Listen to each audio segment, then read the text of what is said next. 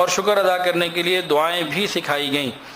حضرت سلیمان علیہ السلام نے بھی ایک دعا کی تھی، قرآن مجید میں اللہ رب العزت نے ذکر فرمایا اس دعا کو۔ وہ کون سی دعا ہے؟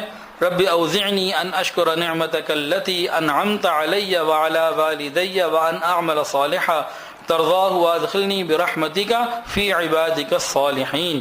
اے اللہ مجھے توفیق دیجئے کہ میں آپ کی نعمتوں کا شکر ادا کروں جو آپ نے مجھ پر کی ہیں اور میرے والدین پر کی ہیں، اور یہ کہ عمل صالح کی توفیق دے جس سے آپ راضی ہو جائیں، اور اپنی رحمت سے مجھے نیک بندوں میں، صالح بندوں میں شامل فرما لیجئے۔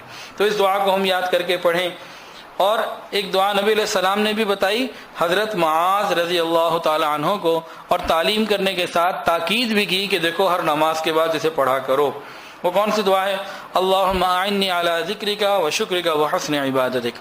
اللہم اعنی علی ذکرک و شکرک و حسن عبادتک۔ اے اللہ میری مدد فرما کہ میں آپ کا ذکر اور شکر اور اچھی عبادت کرنے والا بن جاؤں۔ اللہ میری مدد فرما دیجئے کہ میں آپ کا ذکر بھی کروں، آپ کا شکر بھی ادا کروں، اور عبادت بھی اچھے طریقے سے کروں۔